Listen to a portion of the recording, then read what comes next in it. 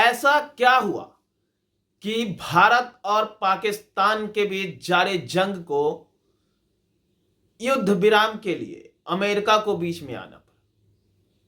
यह बड़ा सवाल है, क्योंकि एक तरफ जहां भारत और भारत के देशवासी पूरे जोश में थे और उन्हें लग रहा था कि इस बार भारत की सेना पीओके पर अधिकार कर लेगी, और जहां पाकिस्तान अपने आतंकियों को पालता पोसता है और भारत के नागरिकों पर हमले करवाता है, उस एरिया को भारत अपने कब्जे में ले लेगा।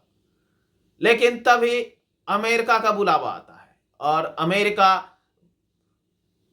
भारत और पाकिस्तान दोनों को समझौते का प्रस्ताव देता है और शर्तों के आधार पर सीज फायर कर दिया जाता है। आखिर क्या है इसके पीछे का राज? तो खबरों के अनुसार, यानी जो खबरों के अनुसार यह चर्चा हो रही है कि पाकिस्तान ने न्यूक्लियर बम की धमकी दी थी, और जिसको लेकर अमेरिका भी सख्ते में आ गया था, क्योंकि अमेरिका का कहना था कि अगर यह युद्ध आगे चला तो और भी विनाशकारी हो सकता है, और ऐसे में इस युद्ध का रुक जाना ही पूरे विश्व के लिए सर्वोत्तम है।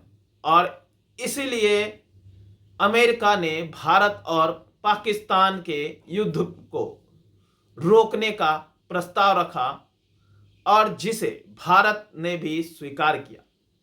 लेकिन सवाल उठता है कि अगर पाकिस्तान ने न्यूक्लियर बम की धमकी दी थी तो भारत आखिर क्यों झुका?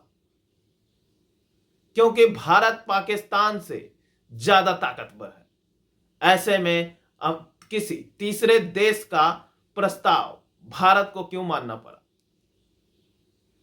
इस पर पीएम मोदी ने साफ कहा है कि भारत का आक्रमण आतंकवादियों पर था, और यह उन्होंने कर दिखाया है।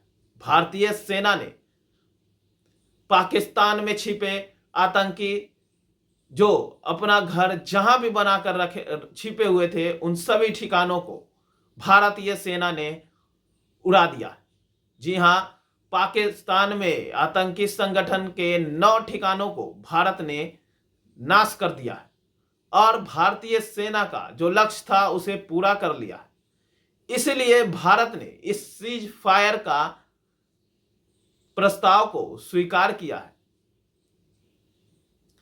ऐसे में सवाल उठता है कि क्या सिर्फ आतंकी ठिकानों को ही निशाना बनाने के लिए भारतीय सेना ने युद्ध छेड़ा था? अगर ऐसा ही था तो आप जब पोक में इंटर कर चुके थे उस जगह पे जहां आतंकी पलते हैं, तो उस क्षेत्र को आपने अपने कब्जे में ही क्यों नहीं ले लिया? यह सीज फायर कई मायनों में कई तरह के सवाल खड़े करता है, लेकिन फिलहाल कोई जवाब नहीं है। विपक्ष लगातार इस सीज फायर की आलोचना कर रहा है। वो इसकी तुलना इंदिरा गांधी से कर रहा है, जब इंदिरा गांधी ने अमेरिका की बात न मानते हुए पाकिस्तान पर चढ़ाई कर दी थी, और तभी पाकिस्तान के 2 टुकड़े कर बांग्लादेश का निर्माण कर दिया था।